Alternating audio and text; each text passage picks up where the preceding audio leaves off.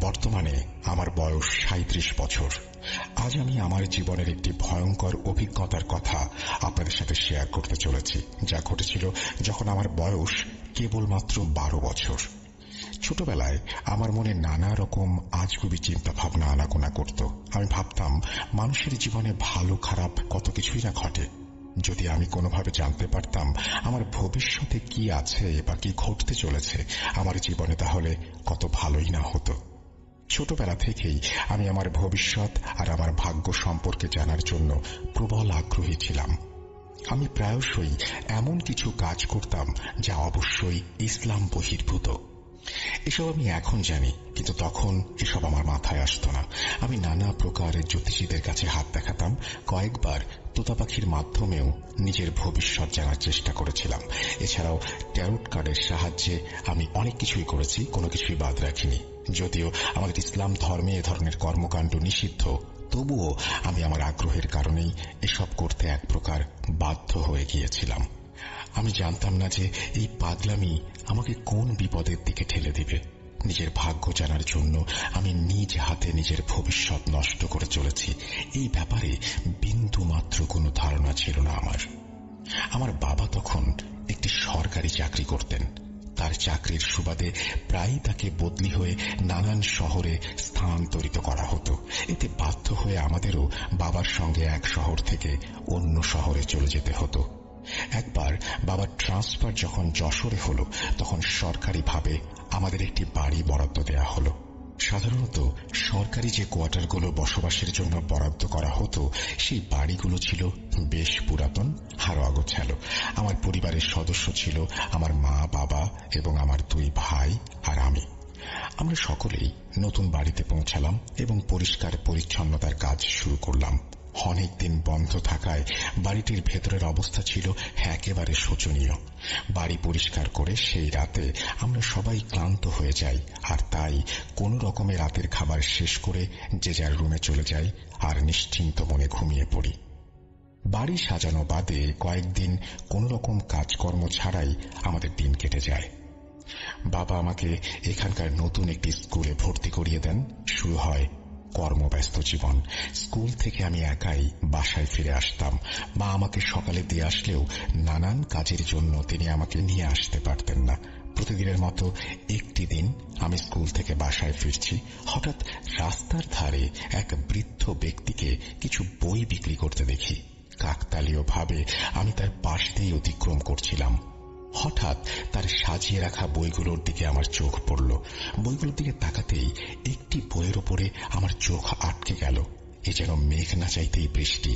বৃদ্ধের সাজিয়ে রাখা বইগুলো থেকে একটি বই দেখতে পেলাম। বইটির শিরোনাম ছিল, আপনি কি আপনার ভবিষ্যৎ জানতে চান? আমার চোখে এক ধরনের আলো জ্বলে উঠল এবং আমি তার কাছে গিয়ে সেই বইটি হাতে তুলে নিলাম। সে আমার দিকে আর চোখে কিছুক্ষণ তাকিয়ে রইল আর বলল, এই বই নাকি আমার মতো ছোট মানুষের জন্য নয়। আমি এক প্রকার জোরাজুরি করেই তার কাছ থেকে বইটি কিনে ফেললাম। নিজের পকেট খরচ থেকে বাঁচানো বেশিরভাগ টাকাই আমার চলে গেল সেই বই কিনতে, কিন্তু তবুও আমার কোনো প্রকার আফসোস ছিল না। বইটি নিয়ে বাসায় এসে আমি নিজের ঘরে চলে গেলাম। সেদিন রাতে খাবার পর সবাই যে যার রুমে চলে গেলে আমি বইটি বের করে পড়া শুরু করলাম। আমি কেমন যেন সম্মোহিত হয়ে গিয়েছিলাম বইটি পড়ার সময়, আর তাই আমি একটানা বইটি পড়তে লাগলাম।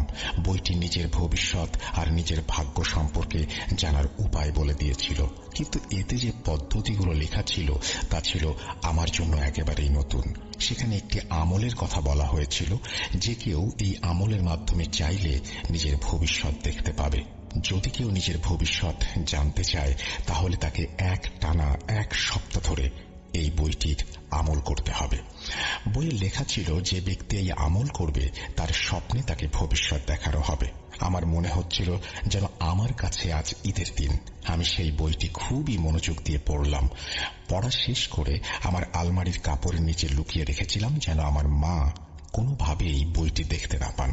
আমাদের বাড়ি সাজানোর কাজ তখনও অনেকটাই বাকি ছিল। যখন আমাদের বাড়ি বদল হলো এবং সবকিছু সেট হয়ে গেল, তখন আমি মনে মনে ঠিক করলাম বইটি আমার পুরো পড়া উচিত এবং দেখার চেষ্টা করা উচিত এতে আর কি কি আছে। আমি পুনরায় বইটি পড়া শুরু করলাম এবং যতই বইটি পড়ে চলেছি ততই যেন মনে হচ্ছিল আমি বইটির মধ্যে ডুবে যাচ্ছি। এত এত আকর্ষণ এবং এত এত আকর্ষণীয় বিষয়ে লেখা যা আমার বইটি পড়ার ইচ্ছাকে বহুগুণে বাড়িয়ে দিচ্ছিল। বইয়ে লেখা আমল আজ থেকেই শুরু করে দেব ভেবে ফেললাম। বইয়ে লেখা ছিল এই আমল করার পর আমার বিয়ে কোথায় হবে, আমি কতটা পড়তে পারবো, এমনকি আমার বয়স কেমন হবে সবকিছু নাকি আমাকে স্বপ্নে দেখানো হবে। এটা টানা 7 দিনের একটি আমল এবং এই আমলটি বইয়ে লেখা অনুযায়ী রাতের বেলা করতে হবে। এই আমলটির একটি শর্ত ছিল, যে 7 দিন কেউ এই আমল করবে তাকে সেই 7 দিন কোনো কিছু না খেয়ে থাকতে হবে, শুধুমাত্র পানি এবং ফল খাওয়ার অনুমতি আছে, তাও বিশেষ ক্ষেত্রে। আমি এই আমল করার জন্য মনস্থির করলাম। সেই অনুযায়ী আমি একটি বাহানা বানিয়ে স্কুল থেকে 1 সপ্তাহের ছুটি নিয়ে নিলাম, কারণ এই আমল আমাকে পুরো রাত পড়তে হবে। আমি ভাবলাম এখন যদি আমি পুরো রাত আমলটি করি তাহলে সকালে স্কুলের জন্য চোখ কিভাবে খুলব। পরদিন আমি সেই আমলটি করার জন্য প্রস্তুতি নিলাম। ভালো করে গোসল করলাম, নামাজ পড়লাম। আমার মনে হচ্ছিল যেন আমি এক অসাধ্য সাধন করার উদ্দেশ্যে যাত্রা শুরু করতে যাচ্ছি। একটু একটু ভয়ও হচ্ছিল, কেন জানি না। রাত হলে আমরা সবাই মিলে খেলাম। খাবারের সময় আমি শুধু কলা আর আপেল খেলাম, কারণ আমার তো অন্য কিছু খাওয়া নিষেধ। আম্মু আমাকে প্রশ্ন করেন আমি শুধু ফল খাচ্ছি কেন। আমি ডায়েট করছি বলে উত্তর দেই, আর তারা আমার কথা শুনে হাসতে শুরু করে। যখন রাত বাড়তে শুরু করলো তখন মা বাবা নিজের ঘরে চলে গেলেন আর আমার 2 ভাইও নিজেদের ঘরে চলে গেল। আমি আমার ঘরে এসে সেই বইটি বের করে আবার পড়তে শুরু করলাম। আমি বইয়ে লেখা নির্দেশনাগুলো খুব মনোযোগ সহকারে পড়তে শুরু করলাম, যেন কোথাও কোনো আমল করার সময় কিছু মিস না হয়ে যায়। বইয়ে লেখা ছিল আমলটি করার সময় ঘরের লাইট বন্ধ করে দিতে হবে এবং শুধুমাত্র একটি আগরবাতি জ্বালাতে হবে। আর একবার যখন আমল করা শুরু হয়ে যাবে তখন আমলের নির্দিষ্ট সংখ্যা পূরণ না হওয়া পর্যন্ত পড়া বন্ধ করা যাবে না। আমি সেদিন আমল করা শুরু করলাম। আমি বারবার আমলগুলো মনে মনে পড়ছিলাম আর আমার হাতে ছিল তাসবিহ। প্রায় 2 ঘন্টা অতিক্রান্ত হলো। হঠাৎ আমার কানে একটি মৃদু ফিসফিসানি হলো। আমি অস্পষ্ট ভাষায় শুনলাম কেউ বলছে, এটা বন্ধ করো। আমি ভয়ে চোখ খুলে চারপাশে তাকালাম, কিন্তু অন্ধকার ছাড়া কিছুই দেখতে পেলাম না। আমি মনে করলাম হয়তো এটা আমার মনের ভুল। আমি আবার চোখ বন্ধ করলাম এবং আমল করতে শুরু করলাম। একটু পর আমার কানে আবার একটি ফিসফিসানি এলো। এবার শুনলাম কেউ বলছে, রাইসা, এই আমল বৈধ নয়, এটি এখনই ছেড়ে দাও। আমি চিন্তিত হয়ে পড়লাম, কারণ আমি সেই আওয়াজ একবার না 2 বার শুনেছি। প্রথমবার ভুল হতে পারে, কিন্তু দ্বিতীয়বার তো আর তা হতে পারে না। তারপর আমার বইয়ের নির্দেশনার কথা মনে পড়ল। বইয়ে লেখা ছিল যা কিছুই হোক না কেন আমল মাঝপথে বন্ধ করা যাবে না। আর তাই আমি আমার চোখ বন্ধ করলাম এবং দ্রুত আমলটি পড়তে লাগলাম। আমার আরো আধা ঘন্টার মতো সময় লাগলো এবং তারপর ওই আমলের সংখ্যা পূর্ণ হয়ে গেল। সেদিনের আমল সম্পূর্ণ হয়ে গেল। এখনো আরো 6 দিনের আমল বাকি ছিল। পরের 6 দিনও একইভাবে চলতে লাগলো, কিন্তু একটি বিষয় আমি বারবার অনুভব করছিলাম, আর তা হল কোনো এক অদৃশ্য শক্তি ছিল যা আমার এই কাজের মধ্যে বারবার বাধার সৃষ্টি করছিল। কেউ আমাকে থামানোর চেষ্টা করছিল বলে আমার মনে হচ্ছিল, কিন্তু আমার শখ আমার মাথার ওপর ভালোভাবেই চড়ে বসেছিল। আমি অন্য কিছুই যেন টের পাচ্ছিলাম না। শুধু একটা চিন্তা ছিল, আর তা হল এই কাজটা যেভাবেই হোক আমাকে সম্পূর্ণ করতে হবে। এভাবেই আমার 6 রাত চলে গেল, আর শুধুমাত্র 1 রাত বাকি। 7ম রাতে যখন সেই আমল পূর্ণ হওয়ার কথা ছিল, সেদিন আমি আবার একটি ফিসফিসানি নিজের কানে শুনলাম। আজ কেউ বলছে, রাইসা, এর জন্য তুমি অনেক পস্তাবে। এই ফিসফিসানিতে আমি অভ্যস্ত হয়ে গিয়েছিলাম, তাই আমি এটাকে বিশেষ কোনো পাত্তা দিলাম না। আমার কাজ সম্পূর্ণ হয়ে গেছে, আর এই কাজ করতে করতে সকাল 4টা বেজে গিয়েছিল। আমি নিচে জমিন থেকে উঠে আমার বিছানায় গিয়ে শুয়ে পড়লাম। মনে এক ধরনের বড় প্রশান্তি অনুভব করছিলাম। ভাবতে খুব ভালো লাগছিল, খুশি হচ্ছিলাম যে এখন আমি ভবিষ্যৎ সম্পর্কে জানার সুযোগ পাব। আমি ঘুমানোর সময় সবসময় ঘরের দরজা ভেতর থেকে লক করে রাখতাম। সেদিন রাতে যখন আমি ঘুমালাম তখন আমি স্বপ্নে দেখলাম আমার দরজার লক আপনা আপনি খুলে গেল এবং বাইরে থেকে কিছু কালো ছায়া আমার ঘরে প্রবেশ করতে লাগলো। তারা এক একজন প্রায় 11 থেকে 12 ফুট লম্বা ছিল এবং তারা সংখ্যায় ছিল প্রায় কয়েকশো জন। তারা একে একে সবাই আমার ঘরে জমায়েত হচ্ছিল। তাদের দেখে আমি প্রচন্ড ভয় পাচ্ছিলাম এবং সেই ভয়ের কারণে আমি চোখ খুলে ফেললাম। চোখ খোলার পর আমি নিজের অবস্থা দেখে নিজেই চমকে গেলাম। আমার সামনেই আমি ছায়া দেখতে পাচ্ছিলাম। আমি ঘেমে নিয়ে একাকার হয়ে গিয়েছিলাম। আমি ঠিক কি দেখেছি, ঠিক দেখেছি নাকি ভুল দেখেছি জানি না। স্বপ্ন আমার উপর এত বেশি প্রভাব ফেলেছিল যে আমি ভয়ে কাঁপছিলাম। ঘড়ির দিকে নজর দিলাম, তখন রাত প্রায় 3টা বেজে চলেছে। আমি বিছানা থেকে উঠি। বিছানা থেকে উঠে পানি পান করতে যাবার জন্য যখন দরজার লক খুলতে হাত বাড়ালাম তখনই বুঝতে পারলাম লক আগে থেকেই খোলা। এই অবস্থা দেখে আমি আরো চমকে উঠলাম। আমি খুব ভালো করে মনে করতে পারি আমি রাতে লক করে ঘুমিয়েছিলাম। আমার জীবনে এমন কোনো রাত নেই যে আমি লক লাগাতে ভুলে গিয়েছি।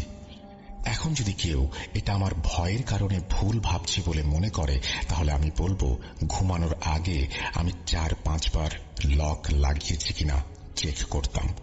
ধরে নিলাম প্রথম রাতে আমি হয়তো ভুলই করেছিলাম, কিন্তু এর পরের দিন আবার আমি ঘুমানোর আগে 4-5 বার লক চেক করেছিলাম। লক লাগানোই ছিল, কিন্তু আবার রাত 12টার সময় আমার একই ধরনের স্বপ্ন আমি দেখতে পাই। ঘুম ভাঙে, এবারও আমি দরজার লক খোলা অবস্থায় পাই। হঠাৎ করেই আমার মাথায় গতকাল রাতের সেই স্বপ্নের কথা চলে এলো, যেখানে স্বয়ংক্রিয়ভাবে দরজার লক খুলে গিয়েছিল এবং 11 থেকে 12 ফুটের ছায়া আমার ঘরে প্রবেশ করেছিল। এই মুহূর্তে আমি অনেক বেশি ভয় পেয়ে গিয়েছিলাম, কিন্তু পরে নিজেকে সাহস দিলাম এই বলে যে রাতে আমি ক্লান্ত ছিলাম আর হয়তো লক লাগাতে ভুলে গিয়েছিলাম। যদিও এটা শুধুমাত্র নিজেকে সাহস দেয়া ছাড়া আর কিছুই ছিল না, কারণ আমি কয়েকবার লক চেক করেছিলাম। তাই আজ নিজেকে বুঝ দিয়ে এই ভয়টা মাথা থেকে ঝেড়ে ফেললাম এবং ঘুমিয়ে পড়লাম। সকাল হলেই বাইরে চলে গেলাম। পুরো দিনটি খুব ব্যস্ততায় কাটল। ইউনিফর্মও রেডি করতে হয়েছিল, কেননা পরের দিন স্কুলে যেতে হবে, আর স্কুলের জন্য বাড়ির কাজও করতে হয়েছিল। সেদিন রাতে যখন আবার ঘুমাতে গেলাম তখন আমার মনে হচ্ছিল আজ রাতে হয়তো আমাকে এমন একটি স্বপ্ন দেখানো হবে যা আমার ভবিষ্যৎ সম্পর্কে আমাকে জানাবে। বেশ আশা নিয়েই আমি ঘুমানোর প্রস্তুতি নিলাম। সেই রাতে আমি লকটা 4-5 বার চেক করলাম, কিন্তু যে স্বপ্নটি এলো তা আগের স্বপ্নের মতোই ছিল। স্বপ্নে দেখলাম বড় বড় ছায়াগুলো আমার বিছানার চারপাশে দাঁড়িয়েছিল আর আমাকে অপলক দৃষ্টিতে দেখছিল। দিনের পর দিন সেই একই স্বপ্ন চলতে থাকে। একদিন স্বপ্নে দেখলাম ছায়াগুলোর মধ্যে একজন তার আঙুল দিয়ে লকের দিকে ইশারা করলো। মনে হচ্ছিল যেন সে আমাকে কিছু দেখাতে চাইছে। আমি লকের দিকে তাকালাম, লক বন্ধই ছিল। তারপর সেই ছায়া আরেকটি ইশারা করলো, আর সেই ইশারা করতে না করতেই আমার দরজার লকটা আপনা আপনি খুলে গেল।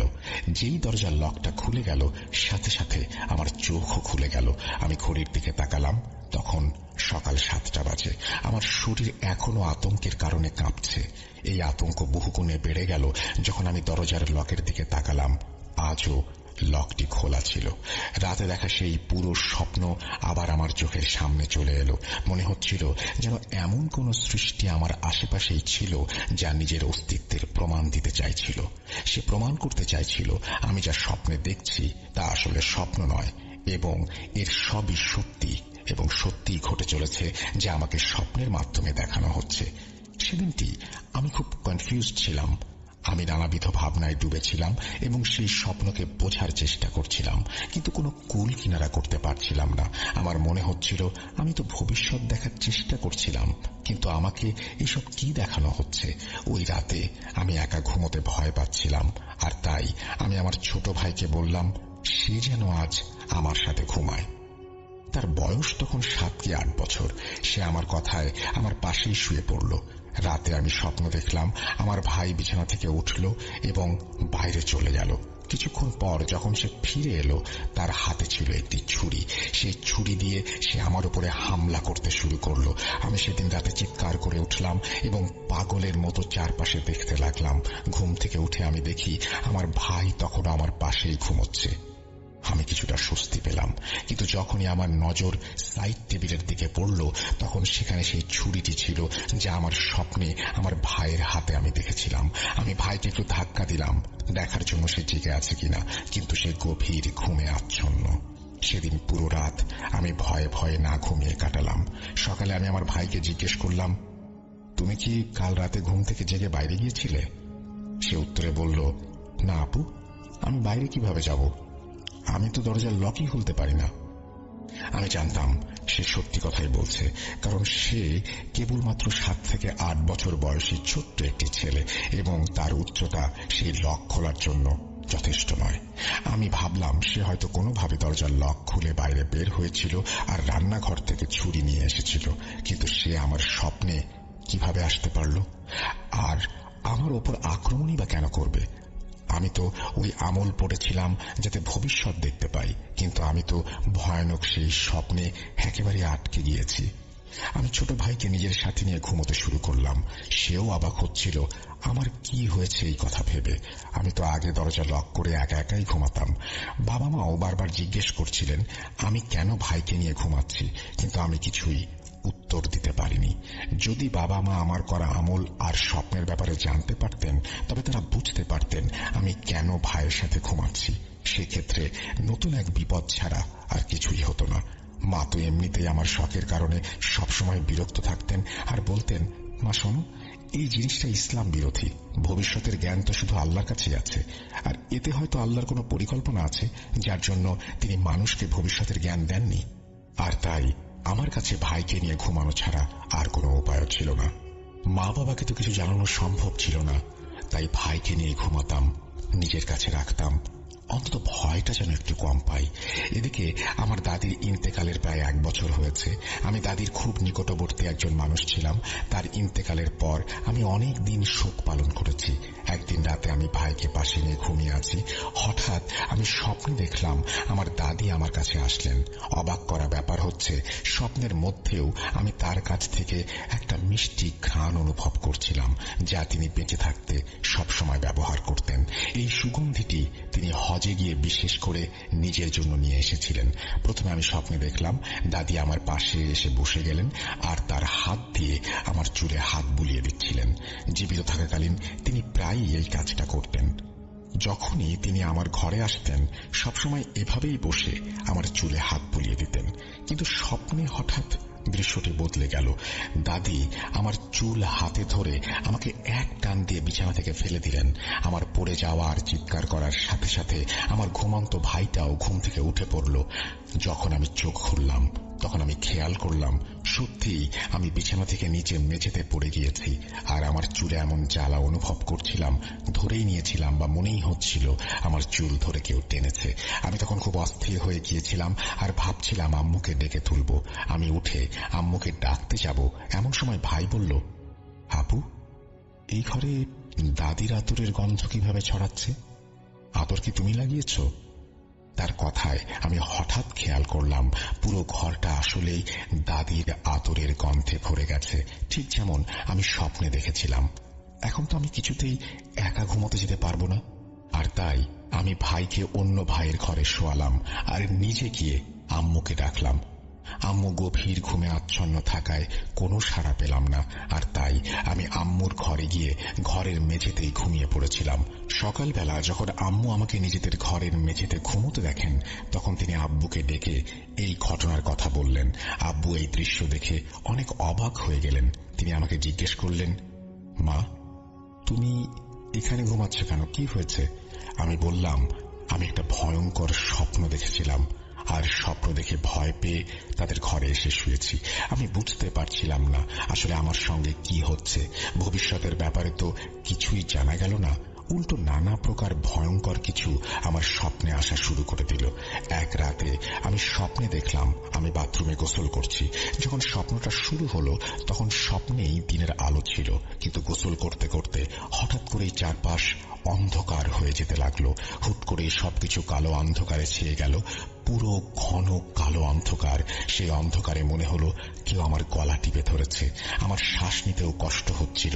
আমি খুব ভীত হয়ে পড়েছিলাম, নিজেকে ছাড়ানোর জন্য হাত পা ছুটছিলাম।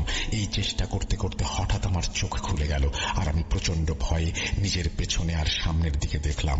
কিন্তু সর্বাধিক অদ্ভুত ব্যাপার হলো আমার পুরো শরীরই ভিজে গিয়েছিল, এমনকি আমার মাথার চুল থেকেও পানি পড়ছিল। মনে হচ্ছিল আমি যেন এইমাত্র গোসল করে বের হয়েছি। আমার গলাও প্রচন্ড জ্বালাপোড়া করছিল। আমি বেশ ব্যথা অনুভব করছিলাম। যখন আমি আয়নায় নিজেকে দেখলাম তখন আমার গলায় আঙুলের দাগ স্পষ্ট। সেদিন আমি এতটাই ভেঙে পড়েছিলাম যে আমি আর অন্য কোনো কিছু না ভেবে সরাসরি আম্মুর কাছে চলে গেলাম এবং তাকে শুরু থেকে শেষ পর্যন্ত সবকিছু খুলে বললাম। আমি দেখতে পাচ্ছিলাম আম্মু প্রচন্ড রেগে গেছেন, কিন্তু পরে তিনি দেখলেন আমার অবস্থা খুবই খারাপ। যদি তিনি আমাকে এখন বকাবকি করেন তাহলে হয়তো আমি একটা কিছু করে ফেলব। এই জন্যই নিজের রাগ নিয়ন্ত্রণ করলেন এবং আমাকে বললেন, তুমি চিন্তা করো না, তোমার আব্বু আসলে তার সঙ্গে এই বিষয়ে কথা বলবো। আম্মু ও ব্যাপারে একটু বুঝতারি দেখালেন এবং আব্বুকে আমার করা সেই আমলের ব্যাপারে কোনো কথা বললেন না। শুধু এটুকুই বললেন, আমার প্রায় অনেক দিন যাবৎ বেশ ভয়ানক ধরনের স্বপ্ন আসছে। আব্বু এসব নিয়ে বেশ চিন্তায় পড়ে যান, তার মুখ মলিন হয়ে যায়। আব্বুর একজন সহকর্মী ছিলেন যিনি আব্বুর সাথেই তার অফিসে কাজ করতেন। তিনি একজন হুজুর ছিলেন এবং এই ধরনের সমস্যা সম্পর্কে অনেক কিছু জানতেন। নতুন অফিসে আসার পরপরই তার প্রতি সবার সম্মান দেখে আব্বু তার ব্যাপারে পিয়নকে জিজ্ঞাসা করেন। পিয়ন তাকে এই ব্যাপারে সব জানায়। আব্বু তার সাথে কথা বলেন এবং তিনি আমাদের বাড়িতে আসতে চান। আব্বু তাকে আমাদের বাড়িতে নিয়ে আসেন। তিনি বাড়িতে এসে চোখ বন্ধ করে আমার আর আম্মুর নাম জিজ্ঞাসা করলেন। কিছুক্ষণ চুপ থাকার পর তিনি আব্বুকে বললেন, আপনি একটু বাইরে যান। আব্বু বেরিয়ে যাওয়ার পর তিনি আমাকে প্রথম যে প্রশ্নটি করেছিলেন তা ছিল, রাইসা, সেই বইটি কোথায়? আমি আর আম্মু একে অপরের দিকে ভয়ঙ্কর দৃষ্টিতে তাকাচ্ছিলাম, এই ভেবেছে তিনি আব্বুকে বইয়ের ব্যাপারে সব বলে দেবেন না তো। এছাড়াও অবাক করা বিষয় ছিল তাকে বইয়ের ব্যাপারে আমরা কেউ কিছু জানাইনি। তাহলে তিনি কিভাবে বইয়ের ব্যাপারে জানতে পারলেন? তারপর তিনি বললেন, আরে বাবা, ঘাবড়িও না, আমি জানি তুমি তোমার আব্বুকে কিছু বলনি, এই কারণেই আমি তাকে বাইরে পাঠিয়ে দিয়েছি। তুমি দ্রুত গিয়ে আমাকে সেই বইটা এনে দাও। আমি ভেতরে গিয়ে সেই বই এনে দিলাম। বইটি নিয়ে তিনি তার ব্যাগে রাখলেন এবং আম্মুকে বললেন, আপনাদের সবাইকে কিছুদিন এক ঘরে ঘুমোতে হবে এবং চেষ্টা করতে হবে যেন আপনাদের মধ্যে কেউ আলাদা কোনো জায়গায় না থাকে। এছাড়াও রাইসার উপরে বিশেষভাবে নজর রাখতে হবে, কারণ পরের 3 দিন ওর জন্য অনেক কঠিন হবে। এরপর তিনি আমাকে উপদেশ দিতে লাগলেন। তিনি বললেন, রাইসা শোনো, আল্লাহর কাজের মধ্যে কখনোই হস্তক্ষেপ করা উচিত নয়, এতে বিপদ হতে পারে। তুমি যা করেছ তা না জেনে করেছ, কিন্তু এই কাজগুলো হচ্ছে কুফরি। তোমাকে কয়েকবার সাবধানও করা হয়েছিল, কিন্তু তুমি নিজের ভবিষ্যৎ জানার জন্য এতটাই অন্ধ হয়ে গিয়েছিলে যার জন্য তুমি কিছুই শুনোনি। এখন যা হবার তা হয়ে গিয়েছে, এসব নিয়ে আর ভেবো না। ইনশাআল্লাহ আল্লাহ সব ঠিক করে দেবেন। এরপর আব্বুর কলিগ চলে গেল। তার কথা মতোই পরের 3 রাত আমার উপর একরকম কেয়ামত শুরু হয়ে গেল। প্রথম রাতে আমি স্বপ্নে দেখলাম সেই ছায়াগুলো যা আমি আগেও স্বপ্নে দেখেছিলাম। তাদের মধ্যে একজন আমাকে শূন্যে তুলে এক আগুনের কূপে ফেলে দিল। যন্ত্রণায় আমার আত্মা যেন আমার শরীর ত্যাগ করতে চাচ্ছিল। আমি প্রচন্ড চিৎকার করছিলাম। আম্মু আমাকে ধাক্কা দিয়ে ঘুম থেকে জাগিয়ে দেন। আমি স্বপ্ন থেকে জেগে উঠে চিৎকার করতে লাগলাম যেন সত্যিই কেউ আমাকে আগুনে ফেলে দিয়েছে এবং আমি সেখানে পুড়ে যাচ্ছি। তার পরের দিন আমার প্রচন্ড জ্বর এলো। পরের রাতে আমি স্বপ্নে দেখলাম আমার দাদি কাফনের কাপড় পরে আমার কাছে এলেন এবং আমার গলা চেপে ধরলেন। আমি জোরে জোরে হাত পা ছুটছিলাম আর আমার মা আমাকে জাগানোর চেষ্টা করছিলেন। মায়ের আওয়াজ শুনে আমি উঠে পড়লাম। আমার এমন দশা ছিল যে আমি আম্মুর হাত জড়িয়ে কান্না করতে শুরু করলাম। এই 2 রাত প্রচন্ড ভীতিকর ছিল আমার জন্য। এখন আমার ভয় হচ্ছে যে তৃতীয় রাতে না জানি আমার সাথে আর কি হবে। আমি এতটাই ভীত হয়ে পড়েছিলাম যে সেই রাতে আমার কিছুতেই ঘুমোতে ইচ্ছা করছিল না। ভবিষ্যতের স্বপ্ন দেখার শখ আমাকে মানসিক রোগী বানিয়ে ফেলেছিল। জন্মের মতো আমার ভবিষ্যৎ দেখার শখ মিটে গেল। তৃতীয় রাতে আমি না চাইতেও ঘুমিয়ে পড়লাম। ওই রাতে আমি স্বপ্নে দেখলাম ওই ছায়ারা আমার সামনে এসে পশুর রূপ নিচ্ছে। কেউ কুকুর হয়ে যাচ্ছে, আবার কেউ বিষাক্ত পোকা, কেউ আবার সাপ কিংবা বিড়াল অথবা নেকড়ে হয়ে যাচ্ছে। তারপর তারা আমার দিকে আক্রমণ করতে তেড়ে আসছে। আমি ভয় পেয়ে স্বপ্নে কালেমা আর আয়াতুল কুরসি পড়া শুরু করলাম। মনে হলো যেন আমার আখিরাতের সময় ঘনিয়ে এসেছে। আমার আয়াতুল কুরসি পড়া শেষ হলো, আর হঠাৎ করে যেন মাটি ফেটে গেল আর সেসব পশু সেই গর্তে চাপা পড়ে গেল। তাদের গর্তে পড়ার পরই আমার চোখ খুলে গেল। সেই রাতে আমি যখন স্বপ্ন থেকে জেগে উঠেছিলাম, তারপর আমি কেন জানি না আর কোনো ভয় পেলাম না। আমার কোনো কিছুর জন্য আর আতঙ্ক অনুভব হচ্ছিল না। শরীর বেশ হালকা লাগছিল। চতুর্থ দিন আব্বুর কলিগ আবার বাসায় এলেন এবং আমাকে শাবাশি দিতে লাগলেন। আম্মু যখন তার কাছে বিস্তারিত জানতে চাইলেন, তখন তিনি শুধু একটি কথাই বললেন। তিনি বললেন, সেই দিন আমি আপনাকে কিছু বলিনি, কিন্তু আপনার মেয়ের বেঁচে থাকার সম্ভাবনা 1%-এরও কম ছিল। আর এর কারণ সে শয়তানি আমল পড়েছে। এর ফলে ওর শুধুমাত্র একটা নয়, বরং হাজার হাজার সমস্যা তৈরি হয়ে গিয়েছিল। হাজার হাজার শয়তান ওর পিছু নিয়েছিল। আর বিশ্বাস করুন, আমি নিজেও অবাক হচ্ছি এই ভেবেছে সে এখনো কিভাবে বেঁচে আছে। আল্লাহর কাছে শুকরিয়া আদায় করুন, তিনি এই বিপদ থেকে আপনার মেয়েকে উদ্ধার করেছেন। তারপর আব্বুর কলিগ আব্বুকে বললেন, যত বেশি সম্ভব সদকা দিতে হবে আর যে কোনো পরিস্থিতিতে নামাজ চালিয়ে যেতে হবে। আজ প্রায় 22 বছর পরেও এই ঘটনা এখনো আমার স্পষ্ট মনে আছে। আমি আজও এসব নিয়ে ভাবলে কাঁপতে শুরু করি। যদি আব্বুর বন্ধু আমাদের আল্লাহর পক্ষ থেকে উসিলা হয়ে না আসতেন, আমাদের সাহায্য না করতেন, সেই ছায়াগুলো আমার সাথে কি করত। কিন্তু আল্লাহর দরবারে কোটি কোটি শুকরিয়া যে তিনি আমাকে চরম বিপদের হাত থেকে রক্ষা করেছেন। আমি একটি ব্যাপার ভালোভাবেই বুঝতে পেরেছি, আর তা হল আল্লাহ প্রদত্ত নিয়মের বাইরে কখনোই যেতে নেই। এতে যেমন আল্লাহ অসন্তুষ্ট হন, তেমনি মানুষের জীবনে নেমে আসে কঠিন আযাব। আমি এই ঘটনা থেকেই এই শিক্ষা লাভ করেছি। সবাই ভালো থাকবেন। আসসালামু আলাইকুম। তো আমরা সে সময় বা এখনো মাঝে মধ্যে আব্বু ছুটি পেলে বা কোন একদিন আব্বু আর্লি চলে আসলে অফিস থেকে, আমরা চেষ্টা করি যে উত্তরায় যাওয়ার, আমার সেই দাদার বাসায়। তো আমরা সেবারও গিয়েছিলাম। তো সেবার একটু আমাদের ডিনার করতে করতে 12টা বেজে যায়। সো ওয়াইল বি আর রিটার্নিং একটু লেট হয়ে যায়। আমরা প্রায় 12টা সাড়ে 12টার পরেই রওনা দিই। তো আমরা একটা গাড়িতে রওনা দিই। তো গাড়ির ফ্রন্ট সিটে, ড্রাইভার সিটে ছিলেন একজন আঙ্কেল, আমার আব্বুর একজন ফ্রেন্ড, উনিও ওখান থেকে আসছিলেন আর কি, উত্তরা থেকে।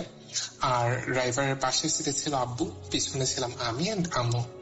তো আমরা মোটামুটি আসছি। তো যখন প্রায় রাত 1টা ক্রস করছে এমন সময় আমরা তখন এখন যেখানে আর কি এয়ারপোর্ট রোড, যেটা উত্তর এয়ারপোর্ট রোড, সেখানে একটা হসপিটাল আছে, কুর্মিটোলা জেনারেল হসপিটাল কারেন্টলি। তো তখন আমরা ঠিক যখন ওই জায়গাটায়, ওই রোডটার ওরকম একটা লোকেশনে কাছাকাছি ছিলাম। তো আমাদের গাড়ির স্পিড ছিল প্রায় 60-70-র কাছে মাঝামাঝি আর কি। তো হঠাৎ করে যেটা হয় যে আমি জাস্ট দেখি যে গাড়িতে এত জোরে একটা ঝাঁকি আসে, মনে হলো যে আমরা যদি কোনো একটা স্পিড ব্রেকারের উপর দিয়ে ব্রেক না করে একটানে চলে যায়, সেরকম ঝাঁকি আসে। তো সিমিলার একটা ঝাঁকি। তো এন্ড রাইট আফটার দ্যাট কিছু দূর সামনে যে গাড়িটা আঙ্কেল ব্রেক করে। তো ব্রেক করার পর আঙ্কেল আব্বুকে কিছু একটা বলে, এন্ড আসতেই বলে, আমরা শুনতে পাইনি পেছন থেকে। এন্ড আঙ্কেল গাড়ি থেকে নামে আব্বুর সাথে, এবং দুজন নেমে 2-3 কদম পিছিয়ে যায়। এরপর দুইজনই আসে, এন্ড দেন আঙ্কেল গাড়িতে ওঠেন।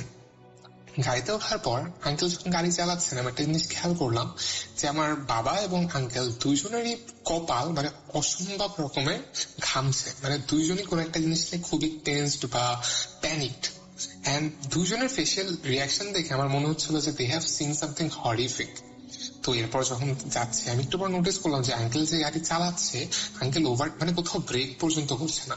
আমরা সেই উত্তরার এয়ারপোর্ট রোড থেকে আঙ্কেল গাড়ি এসে এরপর নেক্সট থামান বাড্ডা রোডে। সো এই ফুল রাস্তা he didn't even brake for once.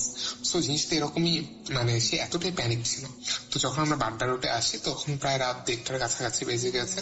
তো একটা দোকানের পাশে আঙ্কেল দাঁড়ানোর পরে আঙ্কেল আর আপু দোকানটায় গেল, আমাদের এমনি চিপস কোক এগুলো কিনে দিল, দুজন কথা বললো। তো সেই দিন রাতে আমরা বাসায় চলে আসি। তো বাসায় আসার পরে যেটা হয়, এরপর রাস্তার কোনো ঘটনা হয়নি, বাট বাসায় আসার পর দেখলাম যে আমার আব্বুর, আমি ছোটবেলা থেকে আর কি প্রেশার মাপতে পারতাম বা এই জিনিসগুলো শিখেছিলাম, বিকজ আব্বুর প্রেশারের প্রবলেম ছিল। তো সেদিন দেখলাম আব্বুর খুবই হাই প্রেশার। আব্বুর একজন ডক্টর ফ্রেন্ডকেও বললো, উনি কিছু জিনিস প্রেসক্রাইব করলো। আব্বু মেডিসিন নিয়ে পরের দিন সকালে উঠে আব্বু আর অফিসে যেতে পারবো না, এতটা অসুস্থ। তো যাই হোক, সেদিন আব্বু প্রায় ঘুম থেকে উঠলো 11টার দিকে, ব্রেকফাস্ট করলো।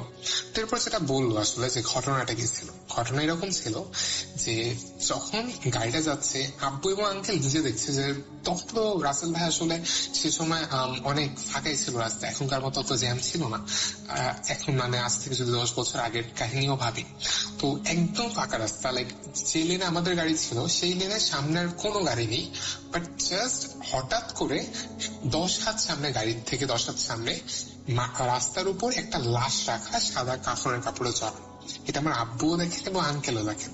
আরেকটা মজার বিষয় হচ্ছে জিনিসটা, মানে এতক্ষণ ফুল রাস্তায় কিচ্ছু ছিল না, মানে literally everything is empty in front of their eyes, and suddenly 10 হাত সামনে আপনি যদি দেখেন রাসেল ভাই যে একটা আপনার গাড়ি 60-65 স্পিডে আছে, হঠাৎ করে সামনে একটা লাশ। সেই সিচুয়েশনে যদি আপনি ব্রেকও করেন, আপনি একটা ম্যাসিভ অ্যাক্সিডেন্ট করবেন। আমাদের 4 জনেরই মারা যাওয়ার সুযোগ ছিল, and only safe choice was to run over it, and that's what he did. Uncle তার উপর দিয়ে যখন গাড়িটা চালিয়ে চলে যান, তার একটু পর উনি ব্রেক করেন। And there comes this part, Rasel ভাইয়া, যেটা আপনি হয়তো বিশ্বাস করবেন না, বা যে কেউ বিশ্বাস করতে এটা একটু অসন্তোষটি প্রকাশ করবে। আব্বু আর আঙ্কেল যখন গাড়ির থেকে নামে, দুজন একটু সলা পরামর্শ করেই নামে। নামার পরে দুজন নোটিস করে রাসেল ভাইয়া পিছনে কিচ্ছু ছিল না। The entire road was empty. Not a drop of blood, not a piece of white cloth. রাস্তায় কিচ্ছু ছিল না। তো আপনি যে রাসেল ভাইয়া ভাবেন, ঝাঁকিটা কিন্তু এমন না যে শুধু আঙ্কেল আর আব্বু খেয়েছে, আমি ইভেন আম্মু মাথায় একটা বাড়িও খেয়েছিল গাড়ির উপরের সাথে। মানে বললাম না, মনে হলো যে আমরা স্পিড ব্রেকের উপর দিয়ে চলে গেলাম, বাট যখন তারা নেমে দেখে কিচ্ছু নেই। তো যাই হোক, পরে একদিন আঙ্কেল আমাদের বাসায় আসেন, উনি বলে যে এই জিনিসটা নিয়ে উনি ওনার একজন রিলেটিভকে শেয়ার করেছেন যে আসলে জিনিসগুলো নিয়ে কাজ করেন। তো মানে উনি যেটা বলেছেন যে ওখানে একটা খারাপ কোন একটা জিন বা কোন একটা প্যারানর্মাল কিছু একটা আছে ওই লোকেশনটায়, যেটা মূলত মানুষের অ্যাক্সিডেন্ট করানোর চেষ্টা করে। সো মাঝে মধ্যে নাকি দেখা যায় যে ওখানে কেউ দাঁড়িয়ে আছে, আমরা যেটা দেখেছি অনেকে দেখেছি যে ওখানে একটা লাশ শুয়ে আছে, এবং এটা প্রেডিক্ট করা হয় যে যে জিনটা আছে ওখানে হয়তো অনেক অসংখ্য ওই জায়গাটার মধ্যে রোড অ্যাক্সিডেন্ট। একটা রাতের ঘটনা দিয়ে শুরু করি। প্রতিদিনের মতো সব কাজকর্ম শেষ করে ঘুমিয়ে পড়ি। হঠাৎ করেই ঘুম ভেঙে যায়। ফোন হাতে নিয়ে দেখি 1:15 বাজে। 5 মিনিটের মতন ফোনে ফেসবুক ব্রাউজ করি, আর ঘুম ঘুম ভাব হলে মোবাইল রেখে ঘুমানোর চেষ্টা করি। ঘুমানোর জন্য চোখ বন্ধ করে আছি।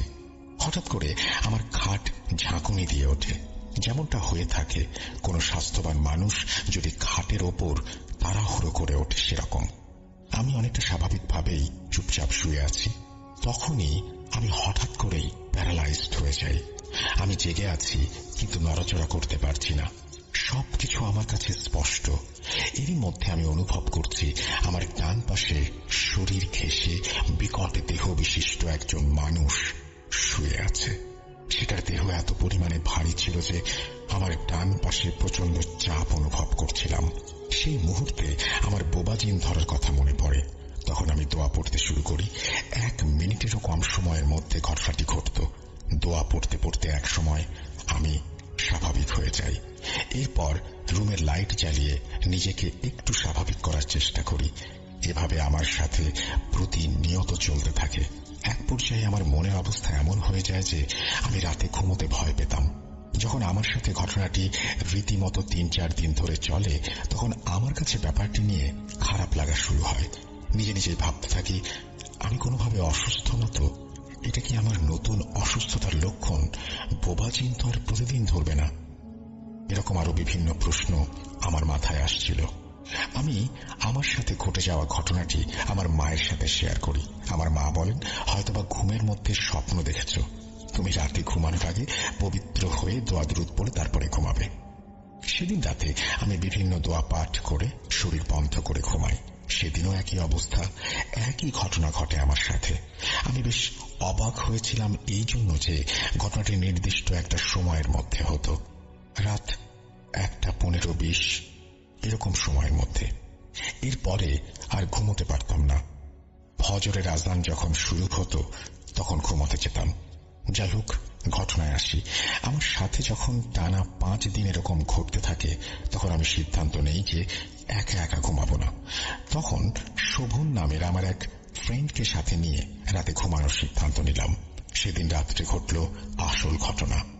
আমার ঘরের বর্ণনাটা দিয়ে নিলে বুঝতে সুবিধা হবে আপনাদের। আমি যেই ঘরটায় থাকি সেটা 30 হাত লম্বা একটি ঘর। যাই হোক, আমি দেয়াল ঘেঁষে শুয়েছিলাম। আমার ফ্রেন্ড ছিল আমার বাম পাশে। হঠাৎ রাত 1টার সময় আমার ফ্রেন্ড স্বপ্ন দেখতে থাকে। আমি নিজের ঘরের একটা কোণে দাঁড়িয়ে আছি, সেখান থেকে শোভনের নাম ধরে ডাকছি। চোখের পলকে সেই অশরীরীটা খাটের পাশে এসে দাঁড়ায় যেখানে শোভন শুয়েছিল। সেই অবয়বটি শোভনের হাতে চিমটি কাটে। তখন শোভনের ঘুম ভেঙে যায়, আর তখনই সে তার লাইফের সবচেয়ে ভয়ানক দৃশ্যটি দেখতে পায়। ঘুম থেকে জাগ্রত হয়ে শোভন দেখতে পায় ডান পাশে আমি শুয়ে আছি আর বাম পাশেও আমি শুয়ে আছি। মানটা হলো, শোভনের ডান পাশে সত্যিই আমি শুয়ে আছি, কিন্তু তার বাম পাশে শুয়ে থাকাটা অন্য কেউ। অশরীরটা ওপরের দিকে তাকিয়ে পাথরের মতন শক্ত হয়ে শুয়ে আছে। এই দৃশ্য দেখার পর আমার ফ্রেন্ড প্যারালাইজড হয়ে যায় কিছু সময়ের জন্য। যখন সে সুস্থ হয় তখন আমাকে অনেক ডাকাডাকি করে। সে সময় আমার ঘুম ভাঙে না। অনেকক্ষণ পর যখন আমি ঘুম থেকে জেগে উঠি তখন দেখতে পাই শোভনের মধ্যে বেশ কান্না কান্না একটা ভাব। আমি তাকে জিজ্ঞেস করি, কি হয়েছে? সে বলে, এরকম ঘটনা ঘটেছে তার সাথে। প্রথমে ব্যাপারটি বিশ্বাস করতে চায়নি, এই কারণে সে আমাকে ভয় দেখানোর জন্য মিথ্যা বলতে পারে। যখন সে বলে আমি কিছু সময়ের জন্য প্যারালাইজড হয়েছিলাম, নড়াচড়া করতে পারছিলাম না, তখন আমার মনের মধ্যে ভয় ঢুকে যায় আর আমার ফ্রেন্ডের কথাগুলো বিশ্বাস হতে থাকে। এর পরের দিন আমি আমার মাকে সাথে নিয়ে এলাকার এক কবিরাজের কাছে যাই। তিনি বলেন যে বিকেলের দিকে আমি তোমাদের বাসায় আসব। কবিরাজ বিকেলে বাসায় আসে, চারপাশে ঘুরে দেখে, সব শেষে বলে, আমি তেমন কিছু বুঝতে পারছি না, তবুও তুমি যখন ভয় পেয়েছ একটা তাবিজ দেব তোমাকে, আর একটা গামছা নিয়ে আসো, সেটার মাধ্যমে তোমার শরীর বন্ধ করে দিয়ে যাই। কবিরাজ তার কাজ শেষ করে চলে যান। এরপর বেশ কিছুদিন আর কোনো সমস্যা হয়নি।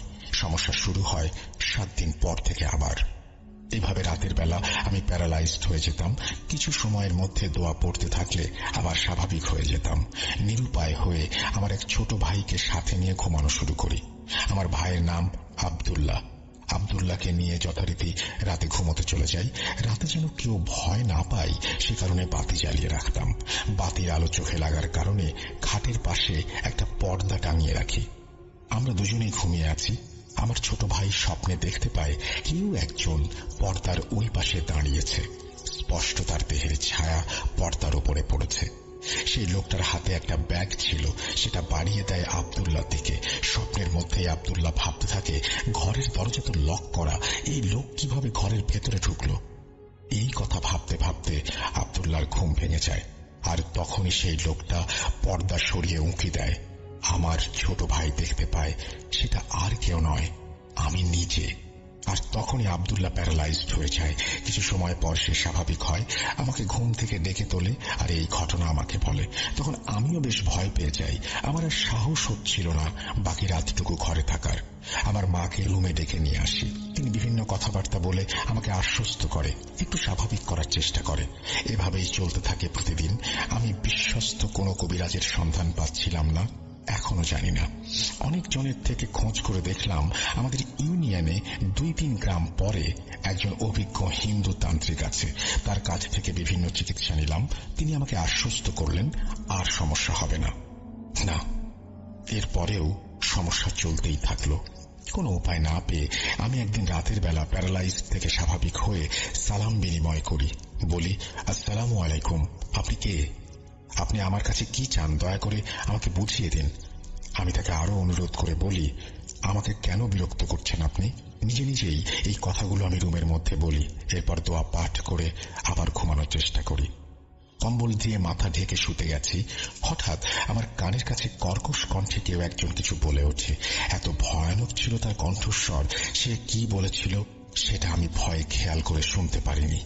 ভয়ানক সেই অশরীরটা যেন আমার কাছে না আসে, সেই জন্য মোবাইলে রাতে কোরআন তেলাওয়াত ছেড়ে ঘুমাতাম। এর পরেও কাজ হতো না।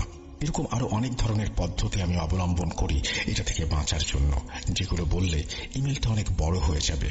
সংক্ষেপে শেষ করি, অবশেষে আমাকে একজন হুজুর ঘর বন্ধ করা শিখিয়ে দেন। আমিও সেই অনুযায়ী কাজ করি, সঙ্গে সঙ্গে এর ফলাফল দেখতে পারি। এখন আমি আলহামদুলিল্লাহ। মানে দেশের বাইরে, আমি নামটা বলবো না, দেশটা ইউরোপের ভিতরে। আর হচ্ছে আমি এখানে একাই আসছি। এখানে এসে আমি আমার ইঞ্জিনিয়ারিং করছি। তো বলতে গেলে আমার ক্লাস স্টার্ট হচ্ছে সকাল 9টা-10টা থেকে বিকাল 4টা 4:30 পর্যন্ত। তো অলমোস্ট এভরিডে আমাদের হচ্ছে অ্যাসাইনমেন্টস দিত।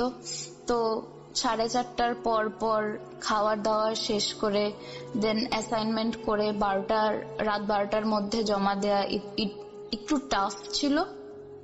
আর একটু বেশি টাফ ছিল। আর ওই মোমেন্টে আমি নোটিস করা স্টার্ট করলাম যে আমার শরীরে রাত সন্ধ্যা হওয়ার পর পর আমার একটা অ্যালার্জি দেখা দিত। আমি আসছি গত বছরের অগস্ট, সেপ্টেম্বর, অক্টোবর, নভেম্বর পর্যন্ত আমার অ্যালার্জিটা দেখা দিল। তো আমি ভাবলাম যে অ্যালার্জিটা প্রায় থেকে আস্তে আস্তে ডেইলি হওয়া শুরু করলো। তো আমি এত অ্যাসাইনমেন্ট সবকিছু নিজে নিজে করার পরে আমি ওইসব অ্যালার্জিতে নিজের মনোযোগ দিতে পারছিলাম না, বা চেয়েও চাচ্ছিলাম না মনোযোগ দিতে। আমি ভাবলাম যে আচ্ছা পড়াশোনাটা একটু করি, তারপর আমি হেলথের দিকে নজর দেব। কিন্তু এট দি এন্ড আমি পারলাম না, আমি নিজেকে আটকে রাখতে পারলাম না। ওই অ্যালার্জিটা হতো কি যে সন্ধ্যা হলেই সকালের আগ পর্যন্ত আমার শরীর একদম লাল হয়ে যেত, আর কেমন জানি ফুলে যেত, আর হচ্ছে খুব বার্ন করতো, খুব কেমন জানি লাগতো। মানে মনে হচ্ছে যে আমার শরীরে কেউ আগুন ধরিয়ে দিয়েছে কেরোসিন লাগিয়ে, এরকম একটা ফিল আসতো। তো আমি আমার মাকে বললাম, তো আমার মা বললো হয়তো তুমি স্ট্রেস নিচ্ছ বা ওয়েদার চেঞ্জের কারণে। আমি যে কান্ট্রিটা থাকি ওটা হচ্ছে বেশ ঠান্ডার একটা দেশ। তো আমরা যেহেতু বাংলাদেশের মানুষ, আমাদের ওয়েদার মোটামুটি একটু গরম থাকে, বা ওয়েদার চেঞ্জের কারণে আমাদের অনেকের অ্যালার্জি হয় ইউজুয়ালি। তো আমি ওটা ধরে নিয়ে আমি ভাবলাম যে আচ্ছা হয়তো ঠিক হয়ে যাবে, আমি পড়াশোনা আগে ফোকাস করি। তো আমি ফোকাস করলাম, পড়াশোনা এতটা ফোকাস করা স্টার্ট করলাম যে আমি আমার হেলথের দিকে নজরই দিলাম না। কিন্তু অগস্ট, সেপ্টেম্বর, অক্টোবর, নভেম্বরে গিয়ে আমার খুবই শরীর খারাপ হয়ে যায়। আমি আর পারছিলাম না ওই অ্যালার্জিটা নিয়ে থাকতে, বিকজ আমি ইঞ্জিনিয়ারিং পড়ছি। আমি সারাদিন অলমোস্ট রাতে ঘুম ছাড়া মোস্ট অফ দ্য টাইম আমার কম্পিউটারের সামনেই বসে থাকা লাগতো বা ল্যাপটপের সামনে বসে থাকা লাগতো, বিকজ আমার অ্যাসাইনমেন্টস যা পড়াশোনা সব কম্পিউটারের সামনে। আর আমার যেহেতু মাইগ্রেন আছে, অ্যান্ড আমি যদি প্রপার ঘুম না পাই তাহলে আমি পড়াশোনায় মনোযোগ দিতে পারবো না, বা আমি আলাদা বিহেভ করব, কারণ আমার মাথায় যে রেস্টটা দরকার ওই রেস্ট আমি পাচ্ছিলাম না। তো বলতে গেলে আমার অনেক মাস কোনো ঘুম হচ্ছে না, প্রপার ঘুম, বিকজ অফ দ্য অ্যালার্জি। আমি চেষ্টা করলাম যে আচ্ছা এবার আমি ডক্টরের কাছে যাই, কারণ এটা সহ্য করা যাচ্ছে না। তো আমি 7 দিন পরে ডক্টরের অ্যাপয়েন্টমেন্ট পেলাম। অ্যাপয়েন্টমেন্ট পাওয়ার পরে আমি ডক্টরকে বললাম যে আমার এরকম অ্যালার্জি হচ্ছে, এখন আমি কি করব। তো ও বুঝতে পারলো না কিছু, কারণ এটা খুবই নর্মাল, বিকজ আমার রাতের বেলা অ্যালার্জিটা হতো। আর আমি ডক্টরের কাছে গিয়েছিলাম সকাল বা দিনের বেলা। তো ও আমাকে বললো যে তুমি আগে আমাকে অ্যালার্জিটা দেখাও, আদারওয়াইজ আমি তো বুঝতে পারবো না। আমি ধরে নিচ্ছি যে তোমার এই অ্যালার্জিটা হচ্ছে, তো আমি তোমাকে এই মেডিসিনটা দিচ্ছি, তো আমি আশা করি যে তোমার এই মেডিসিনটা কাজ করবে। আমি আজকে রাতে মেডিসিন, ফর এক্সাম্পল আমি আজকে রাতে মেডিসিনটা খাওয়ার পরে পরের দিন থেকে আমার 105 জ্বর, ফর নো রিজন। আর আমার শরীর এতটা ব্যথা আমি বলে বোঝাতে পারবো না। আর আমি ওখানে একা একা থাকি। আমি ভাবলাম যে হয়তো মেডিসিনটা একটু ডিফারেন্ট, আমার শরীরে মানাচ্ছে না, তো 1-2 দিন একটু ধৈর্য ধরে দেখি যে কিরকম হয়, হয়তো সয়ে যাবে। আর না আসলে আমি ডক্টরকে আবার কল করব। আমার কোনোভাবেই 105 থেকে জ্বর নামলো না। আমার জ্বর এরকম যে, বিশ্বাস করেন রাসেল ভাইয়া, আমার জ্বর এতটাই খারাপ পর্যায়ে ছিল যে, সোজা কথায় বলতে গেলে একটা লাশ, খালি একটা লাশ শুধু বিছানায় শোয়া, কিছু করতে পারছে না, কিচ্ছু না, বিছানা থেকে না নড়তে পারছে। আমার হাতে যে আমি ফোনটা নিয়ে আমি কাউকে কল করে বা আমার মাকে কল করে বলবো, আমার এই শক্তিটাও আসছিল না। আর তখন নিজে থেকে সবকিছু করা লাগবে, বিকজ আমি ওখানে একা একা থাকি। আর ওষুধ কোনো না কোনো ভাবে আমার উপরে কাজ করছিল না। আমরা বুঝতে পারিনি, আমি বা আমার ডক্টর বা আমার বাবা মা, যে কেন ওষুধ কাজ করছে না। তো আমি ডক্টরকে জানালাম যে আমার এরকম তো অনেক জ্বর। তো আমাকে বললো যে 4 দিন পরে যদি সেম জ্বর থাকে তো আমাকে জানাবে। যখন থেকে আমি মেডিসিন খাওয়া স্টার্ট করেছি তখন থেকে আমি দেখলাম, এটা হচ্ছে ডিসেম্বরের 7 তারিখের কথা, আমি মেডিসিন খেয়ে ঘুমালাম। ওই দিন রাতের থেকে আমি দেখলাম যে আমার আচ্ছা, আমি শেয়ার্ড অ্যাপার্টমেন্টে থাকি, যেখানে 5টা বেডরুম ছিল আমারটা সহ করে। তো আমার পাশের রুমে একটা ইন্ডিয়ান মেয়ে থাকতো। তো মেয়েটার সাথে আমার টুকটাক কথা হতো, অত বেশি কথা হতো না। আর ইউজুয়ালি কেউ কারো রুমে আসে না পারমিশন ছাড়া, দরজা লক থাকলেও দরজা খোলা থাকলেও কেউ কারো রুমে পারমিশন ছাড়া আসতে পারে না। তো এটা একটা প্রাইভেসির ব্যাপার। তো ওই আমি রাতের বেলা আমার ঘুম খুবই হালকা ছিল। তো আমি রাতের বেলা ঘুম থেকে অযথাই উঠে যেতাম। উঠে গিয়ে আমি চশমা পরি, তো চশমা ছাড়া আমি একটু ঝাপসা ঝাপসা দেখি। তো আমি দেখলাম যে আমি যেই কোনায় আমার বেড, আমি যে রুমে থাকি ওই রুমে যেই কোনায় আমার বেড, ওই বেডের একদম উল্টো পাশে যে কোনাটা আছে কর্নার, ওই কর্নারে একটা মেয়ে দাঁড়ানো, যেটা পুরোপুরি হুবহু আমার পাশের রুমে যে ইন্ডিয়ান রুমমেট ওর মতো দেখতে। কিন্তু ওর ফেসটা আমি দেখতে পাচ্ছিলাম না। আমি ধারণা করে নিচ্ছি যেটা ওর বডি স্ট্রাকচার একদম ওর, কিন্তু ফেসটা আমি দেখতে পাচ্ছি না। আমি ব্লার দেখছিলাম, আমি ঝাপসা দেখছিলাম। তো আমি ভাবলাম যে হয়তো, আচ্ছা আরেকটা বড় কথা, আমি হয়তো লাইভ শুনতে পারি না ভূত.com, কিন্তু আমি ইউটিউবে সবগুলো এপিসোড আমি শুনি।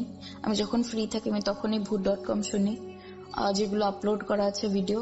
তো আমি ভাবলাম যে হয়তো আমি এইসব স্টোরিজ শুনছি বললে আমি হয়তো হ্যালুসিনেট করছি, বিকজ আমি একা একা থাকি, বা হ্যাঁ আমার মনের ভুল।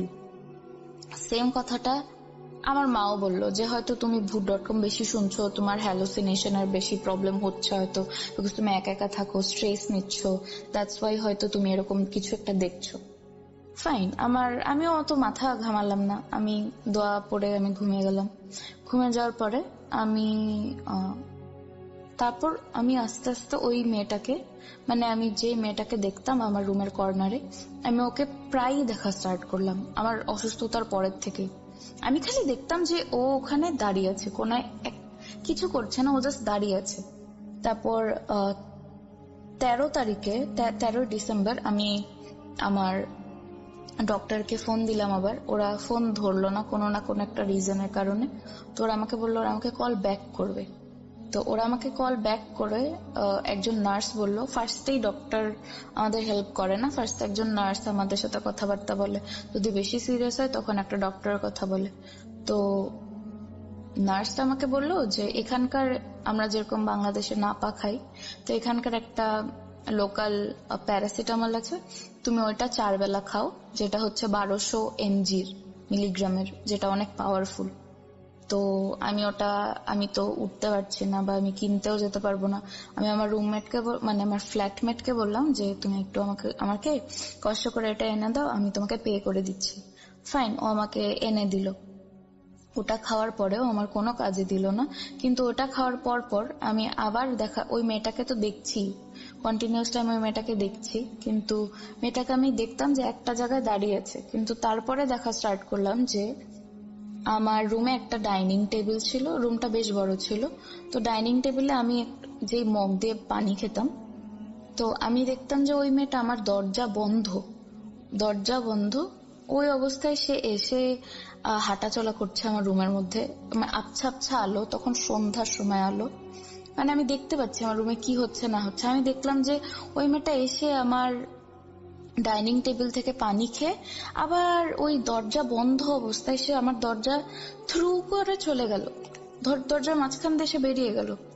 এই জিনিসটা বারবার হচ্ছে। এটা আমি পরেও দেখলাম যে এরকম হচ্ছে, সে হয়তো আমার টেবিলে এসে কিছু ধরছে বা কিছু খাচ্ছে, আমি এটা দেখতে পাচ্ছিলাম। কিন্তু সব সময় আমি যেহেতু মেডিসিনস নিচ্ছি, আমার মেডিসিনস গুলো এত ঘুম ছিল যে বলতে গেলে আমি আমি পুরোপুরি সেন্সে ছিলাম না। যখনই আমি দেখতাম, বেশিরভাগ আমার ঘুমের সময় দেখতাম, ঘুম থেকে উঠে গিয়ে হঠাৎ করে চোখে পড়তো। তো তখন শরীর আমার আরো নিচে যাচ্ছে, আস্তে আস্তে আরো খারাপ হয়ে যাচ্ছে, অ্যালার্জিও হচ্ছে, আমি মেডিসিনও খাচ্ছি, এত মেডিসিন খাচ্ছি যে আমার অ্যালার্জিতেও কোনো কাজ হচ্ছে না, আমার শরীর উল্টো খারাপ হয়ে যাচ্ছে। তারপর ডক্টর আমাকে 19 তারিখে ফোন করলো, বললো যে তোমার জ্বর কি ঠিক আছে? তুমি তো প্যারাসিটামল খাচ্ছিলে, আমার নার্স আমাকে বললো, তো তোমার কি জ্বর কি রকম? তা আমি বললাম যে আমার জ্বর একদমই কমেনি, আমার জ্বর ওরকমই আছে। তো বললো তাহলে you should definitely visit the emergency room. তো আমি বললাম যে আমি তো হাঁটাচলা করতে পারছি একটু একটু, তো ইমার্জেন্সিতে যাও কি বেশি জরুরি? তো বললো তোমার জ্বরটা আমরা একটু চাচ্ছি তোমার উপরে কিছু টেস্ট করতে, বিকজ তোমার মেডিসিন কাজে দিচ্ছে না। তো একটা কাজ করো, তুমি ইমার্জেন্সিতে চলে যাও। আমার বাসা থেকে ইমার্জেন্সি 1 কিলোমিটারের একটু উপরে। তো আমি যে সিটিতে থাকতাম ওখানে মানুষজন হাঁটা চলা বেশি প্রিফার করে। তা আমি আস্তে ধীরে স্নোয়ের মধ্যে স্নো পাড়িয়ে পাড়িয়ে গেলাম, ইমার্জেন্সিতে গেলাম। যার পরে ওরা তো মাথা ঘামায়নি, ফার্স্টে হয় কি নার্স দেখার পরে ডক্টর দেখে যদি বেশি ইমার্জেন্সি থাকে। আমাকে একটা নার্স দেখলো, ও অতটা ভালো ইংলিশ বলতে পারলো না, তো আমাকে বললো তুমি একটু জ্বরটা মাপো, আমরা একটু দেখি। আমার জ্বরটা মাপলো, আমার জ্বরটা মাপার পরে ওরা তো সেলসিয়াসে দেখে, আমার জ্বর দেখালো যে 39 ডিগ্রি সেলসিয়াস। প্রথমে ডক্টর আমাকে বললো তুমি আবার একটু মাপো তো, না নার্স ছিল, তো আমাকে বললো তুমি একটু আবার মাপো তো। আমি মাপলাম, তো নার্স আর আমাকে কিছু বললো না, ওর সাথে সাথে রুম থেকে বেরিয়ে ডক্টরকে ডেকে আনলো। ডক্টর আমাকে বললো যে তুমি একটু বসো তো, বসে আমাকে বলো তো তোমার সাথে কি হচ্ছে। আমি বললাম যে এরকম এরকম। আমাকে বললো যে আমি কি করেছি আজকে সারাদিনে, আমি এখানে কিভাবে আসছি, কি খেয়েছি, কি ওষুধ খাচ্ছি। আমাকে এমনি নর্মাল কথাবার্তা জিজ্ঞেস করছে, জাস্ট টু ডাইভার্ট মি, যেন আমি খারাপ ফিল না করি। আমাকে বললো যে তোমার তো অনেক জ্বর, তুমি এখানে আসছো কি করে? আমি বললাম যে আমি সুন্দর মতো হেঁটে হেঁটে আসলাম। ও প্রথমে আমাকে অনেকগুলা টেস্ট করালো আমার উপরে, কিন্তু কোনো কিছু ধরা পড়লো না, কোনো কিচ্ছুই ধরা পড়লো না। যেটা আরো কষ্টের ব্যাপার, ওরা আমাকে আরো মেডিসিন দিয়ে বললো যে আস্তে আস্তে মেডিসিনের ডোজগুলো আমরা বাড়াবো যদি তোমার মেডিসিনস গুলো কাজ না করে। প্রতিটা মেডিসিন বলতে গেলে 150 মিলিগ্রামের উপরে, যেটা খুবই হাই। ভালো কথা, আমি গেলাম, আমাকে ওরা অ্যাম্বুলেন্স করে বাসায় পৌঁছে দিল আর বললো যে ওষুধগুলো আছে ওই ওষুধগুলোই কন্টিনিউ করতে আনটিল 7 দিনের মধ্যে যদি ওই ওষুধে কাজ না হয়, সেম হেলথ থাকে, তাহলে আমার ওষুধ চেঞ্জ করে দিবে। আর ওরা ধারণা কিছু টেস্ট করলো, ব্লাড টেস্ট করে আমাকে বললো যে ওরা ধারণা করছে অ্যাজ কিছু ধরা পড়েনি, তো ওরা বললো হয়তো 13 দিনের আগে ধরা পড়বে না বা ভুল দেখাচ্ছে, আমি চেষ্টা করবো যে তুমি আরো 7 দিন মেডিসিনটা নাও, তারপর আমরা আরো ভালোভাবে বুঝতে পারবো টেস্ট করে। তো ওরা ধারণা করলো যে আমার কোনো ধরনের ব্লাড ডিজিজ বা ব্লাড ইনফেকশন এরকম হয়েছে। তো স্বাভাবিক একটা মানুষ, আমি এখানে একা একা থাকি, আমি পড়াশোনা করতে গিয়েছি, এন্ড আমি যদি ওখানে গিয়ে এটা ফিল করি যে আমি এতটাই অসুস্থ, বাবা মার কাছ থেকে দূরে, আমার কাছে জিনিসটা একদমই নর্মাল হবে না। তো আমি ওই মেডিসিনই নিচ্ছি। পরে আমি বললাম যে আমার কোনো উন্নতি আসছে না। তো ওরা বললো একটু কষ্ট করে কন্টিনিউ করো 3 তারিখ পর্যন্ত, তারপর আমরা দেখব। আর এখানে ওরা আমাকে ওষুধ খেতে বললো, এন্ড বললো যে প্যারাসিটামল 4 বেলা খেতে, যেটা 1200 mg, খুবই হাই পাওয়ারের। তো ঠিক 31 ডিসেম্বরে আমি আমার ইন্ডিয়ান রুমমেটটার কথা যে বললাম, ও আমাকে বললো যে তুমি কি করবে, আমি তো এই দেশে নতুন এসেছি, এন্ড নিউ ইয়ার সেলিব্রেশন খুব বড় করে করে এরা, ফায়ারওয়ার্কস হয়।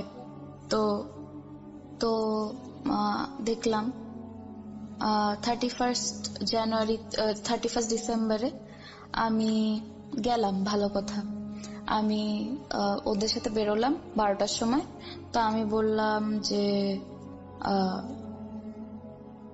তোমরা থাকো, বিকজ তখন ওখানে -29 ডিগ্রি সেলসিয়াসের মতো ছিল, এই কনকনা শীত আর স্নো পড়ছে কন্টিনিউয়াসলি। তো আমি বললাম যে আচ্ছা তোমরা থাকো, আমি বাসায় চলে যাই, কারণ আমার খুব ঠান্ডা লাগছে আর আমার এমনি তো শরীর ভালো না। তো বললো আচ্ছা তুমি চলে যাও, আমরা পরে আসবো।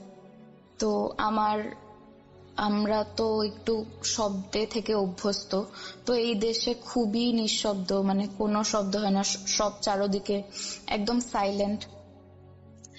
তো হলো কি যে আমি সবসময় আমার ল্যাপটপ অন রাখতাম 24/7, এভরি টাইম এটা অন থাকতো।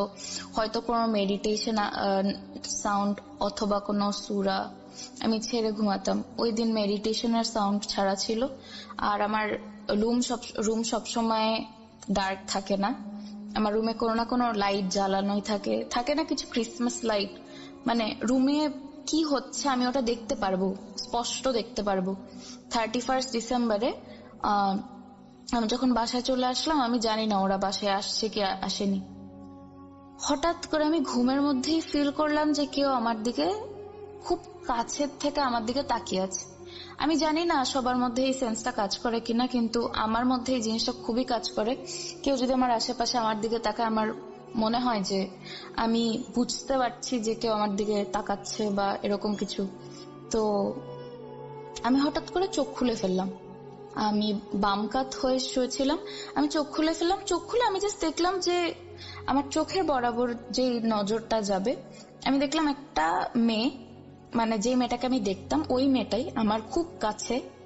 আমি বোঝাতে পারবো না কতটা, মানে আমার খাটের একদম, আমার খাটটা সিঙ্গেল বেড অনুযায়ী, তো সিঙ্গেল বেডটা শেষ হলেই যে যে ও দাঁড়িয়ে থাকবে, এতটা কাছে ও আমার। আর আমি বাম কাঁধ হয়ে শুয়েছে, আমার বাম পাশেই দাঁড়িয়ে আছে, দাঁড়িয়ে আমার দিকে। তো আমি যখন, আল্লাহ মাফ করো, আমার এখনো গুজ বাম্পস চলে আসছে যখন আমি ভাবছি যে ওই জিনিসটা আমার সাথে একসময় হয়েছিল। তো আমি ওর শরীর দেখতে পেলাম, আমার বোঝা বাকি নেই যে ওখানে ওই মেয়েটাই, আমি যে মেয়েটাকে দেখতাম। তো আমি আস্তে আস্তে আমার চোখের দৃষ্টিটা একটু উপরে নিলাম। উপরে নিয়ে আমি দেখলাম যে ওই মেয়েটার দৃষ্টি পুরো আমার উপরে। আমার থেকে 1 হাতও দূরে থাকবে না, ওর ফেসটা এতটা কাছে। ও ঝুঁকে আমাকে দেখছে, এন্ড ওর ফেস কিরকম জানি, ওর কোনো ফেস ছিল না, খুবই জঘন্য একটা চেহারা ছিল। আমি বোঝাতে পারবো না, আমার গলা কাঁপছে এখন, আই এম সো সরি। আমি জাস্ট ওর দিকে তাকিয়ে থাকলাম। তখন আমার মনে হলো যে আমি হয়তো স্বপ্ন দেখছি। আমি চোখ বন্ধ করে আবার চোখ খুললাম, না, ওই জিনিসটা ওখানেই দাঁড়ানো, আমার দিকে এক নজরে তাকিয়েই আছে। আমি আবার চোখ বন্ধ করলাম, আবার চোখ খুলে আবার চোখ বন্ধ করলাম। তখন আমি শিওর হয়ে গেলাম যে ওখানে কিছু না কিছু একটা আছে, এটা সত্যি, আমি ড্রিম দেখছি না, আমি স্বপ্নে না। তখন আমি ভাবলাম যে আমার এখন চিৎকার দেওয়া উচিত বা আমার রুমমেটদেরকে ডাকা উচিত, কিন্তু ওই সময় আমি দেখলাম আমার বোবা ধরা বলে যে আমার ভয়েস কাজ করছে না, আমি গলা থেকে কিছু বলতে পারছি না, চেয়েও আমি কিছু বলতে পারছি না, আর আমার শরীর পুরো প্যারালাইজড এর মতো হয়ে গেল, পুরো অবশ হয়ে গেল। আমি জানি না কিভাবে এটা ডিসক্রাইব করব। তারপরে আল্লাহ মাফ করুক, আমি কোনো দোয়া পড়তে পারছিলাম না, আমার মুখে কোনো দোয়া আসছিল না, যেখানে আমি সব দোয়া পড়তে পারি। আমার মুখে কোনো দোয়া আসছে না, আর আমি ওই জিনিসটাকে দেখেই যাচ্ছি। ও জাস্ট আমার দিকে তাকিয়ে আছে আর আমি ওর দিকে তাকিয়ে আছি। জাস্ট কি বলবো, ও নড়ছেও না, ও জাস্ট আমার ঝুঁকে আমার দিকে তাকিয়ে আছে। আমি খালি দেখতে পাচ্ছি ওর চোখের মনিটা এদিক ওদিক নড়ছে। আমি বোঝাতে পারবো না ওর ফেসটা কিরকম, আই এম সো সরি। আর তখন যখন আমি মনে করলাম যে আমার বডি প্যারালাইজড হয়ে যাচ্ছে, আমি চিৎকার করতে পারবো না বা আমি কাউকে ডাকতে পারবো না, আমি তখন ফিল করলাম যে আমার শরীর, আমি জানি না আমি কেন এই জিনিসটা ফিল করলাম, আমার শরীরের উপরে দুইটা শরীরের ভার চলে আসলো, আমি এরকম ফিল করলাম। তো মনে হলো যে ভার আস্তে আস্তে আমার শরীরের সাথে মিশছে, আর ওই মেয়েটা আমার দিকে তাকিয়ে আছে। জিনিসটা আমার খুবই খারাপ লাগলো, খুবই খারাপ লাগছিল ওই টাইমে। আমার তাও আয়াতুল কুরসি মনে পড়ছিল না, আমি সব দোয়া পারি, আমি তাও বলতে পারছিলাম না কিছু। শেষমেশ আমার লা ইলাহা ইল্লাল্লাহ মনে আসলো। আমি 4 বার পড়ার পরে, ঠিক 4 বার পড়ার পরে আমি হঠাৎ করে দেখলাম, আমরা যেরকম ক্যামেরা জুম করলে ব্লার হয়ে একটা কনস্টেবল একটা ছবি আসে না, ওরকম দেখলাম যে জুম করার পরে হঠাৎ, মানে কিভাবে বুঝাবো, মানে ওই 4 বার আমি লা ইলাহা ইল্লাল্লাহ পড়ার পর আস্তে আস্তে মনে হলো আমার শরীর থেকে দুইটা শরীরের ভার আস্তে আস্তে উঠে যাচ্ছে। ওঠার পরে সাথে সাথে আমি দেখলাম যে মেয়েটা আস্তে আস্তে ফেড হয়ে গেল, আশেপাশে মিলিয়ে গেল, আমি জানি না কিভাবে মিলিয়ে গেল। তো আমি ওই অবস্থায় আমি ধরে নিতাম যে এটা আমার স্বপ্নের কথা, কিন্তু না, আমি যখন লা ইলাহা ইল্লাল্লাহ বারবার পড়ছিলাম, আমার আস্তে আস্তে শরীরের ভার যখন আস্তে আস্তে কমা শুরু করলো, আমি উঠে বসলাম। উঠে বসে আমি আমার ল্যাপটপে দেখলাম যে কয়টা বাজে, তখন দেখলাম 3:13 বাজে আমার ল্যাপটপে।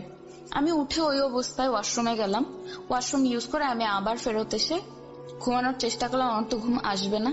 আমি আমার মাকে ফোন করে বললাম যে মা, জানো আমি এরকম এরকম দেখলাম, আমি না এরকম আর দেখতে চাই না, একটু আমাকে কিছু বলো, আমি কি করব না করব। আমার মা সেই নর্মাল ভাবে বললো যে তুমি হয়তো স্ট্রেস নিচ্ছ, বেশি চিন্তা ভাবনা করছো, একা একা থাকো, আবার অসুস্থ, হয়তো এর কারণে তোমার মাথায় এটা বেশি কাজ করছে, আর তুমি এসব হরর স্টোরিজ শোনা বন্ধ করো, কারণ তুমি একা থাকো, আমরা এখানে দেখার মতো নেই। ভালো কথা।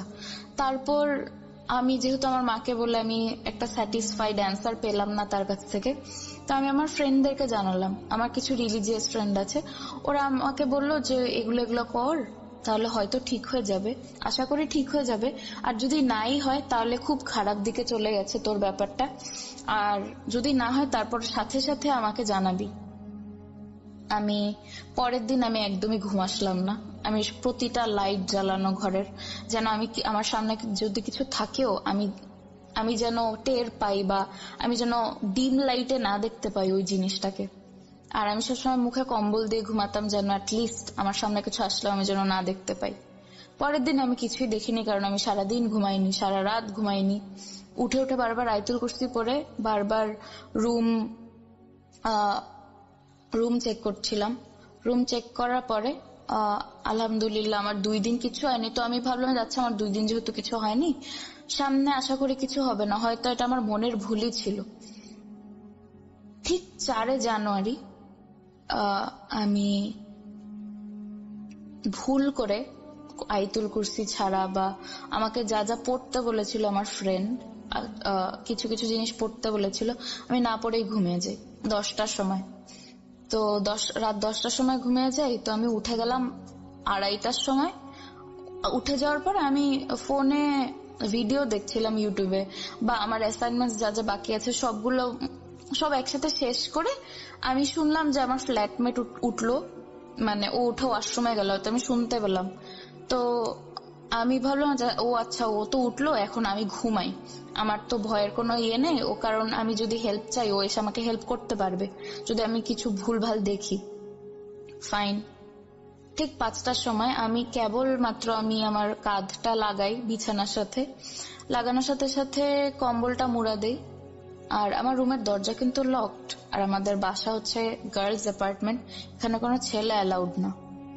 আমি তখন ফিল করলাম যে আমার চোখ বন্ধ করার সাথে সাথে আই ফেল্ট যে আমার বডি আর আমার ভয়েস একদম প্যারালাইজড। আমি শিওর ছিলাম, এত ইনস্ট্যান্টলি আমার ফিল আসলো, আমি এটা কিভাবে আসলো আই ডোন্ট নো। আমার বডি একদম প্যারালাইজড, আমার ভয়েস একদম নাই।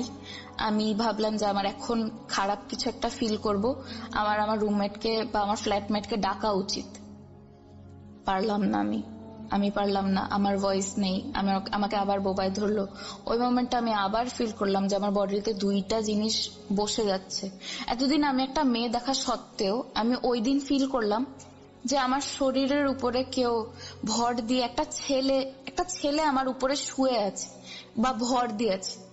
আমি আমার গলার মধ্যে, আমার থুতনির নিচে যে পার্ট, ওইখানে আমি ফিল করলাম যে একটা ছেলের যেরকম খাড়া খাড়া চুল থাকে, ওই চুল আমি ফিল করলাম, খোঁচা খোঁচা চুল আমার গলায় লাগছে। কতটা বিচ্ছিরি। আর ওই জিনিসটা আমার পুরা শরীরে ভর করে শুয়ে আছে, আমি এরকম ফিল করতেছিলাম। তারপর আমি আয়াতুল কুরসি পড়লাম, কাজে দিল না।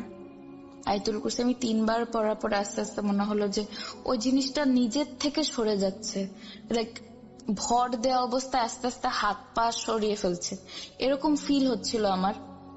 আমি সাথে সাথে কম্বলটা সরিয়ে দেখলাম যে এতক্ষণ তো আমার বডি একদম শক্ত ছিল, যখন আস্তে আস্তে আমার শরীর ছাড়া স্টার্ট করলো, তো আমি কম্বল সরিয়ে দেখলাম যে আমার রুমে কি কেউ আছে নাকি, বা ইজ দেয়ার সামওয়ান। কিন্তু রুমে আমার কেউ ছিল না, আমার দরজা লক করা, কেউ আসেনি। আমার রুম চারপাশে চেক করলাম, কিন্তু কেউ ছিল না। আমি আর পারলাম না, বিকজ জিনিসটা খুবই ভয়ঙ্কর। আর কারণ আমি একা একা থাকি, আমার কাছে জিনিসটা খুবই খারাপ দেখায়। আর আমার কাছে অবভিয়াসলি খুব খারাপ লাগবে যখন আমি ফিল করবো একটা ছেলে আমার উপরে ক্রল করে শুয়ে আছে। এই জিনিসটা খুবই খারাপ, যাকে আমি দেখতেও পাচ্ছি না। আমি আমার মাকে বললাম, আমার মা বিশ্বাস করলো না। আমি একটু স্ট্রং বা আমি একটু ইমোশনস কম দেখাই, তো আমার মাকে বললাম, সে বিশ্বাস করলো না। যেহেতু আমি আমার মার কাছে কান্না করে দিলাম যে আমি আর পারবো না, আমি এই জিনিসটা দেখতে পারবো না বা আমি ফিল করতে চাই না। আমার মা তখন বুঝতে পারলো যে আমি হয়তো সত্যি বলছি বা এটা স্ট্রেসের কারণে না। তো আমার মা বললো, আচ্ছা আমি আমাদের মুফতির সাথে কথা বলি, তারপর দেখি উনি কি বলে।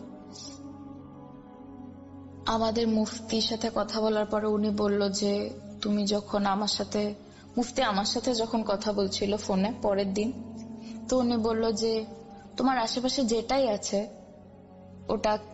ওটাকে তোমার সাথে পাঠানো হয়েছে। এটা খুবই খারাপ একটা জিনিস, যে হচ্ছে তোমাকে কখনো, কি বলবো, আল্লাহ মাফ করুক, তোমাকে কখনো সাকসেসফুল হতে দেবে না লাইফে।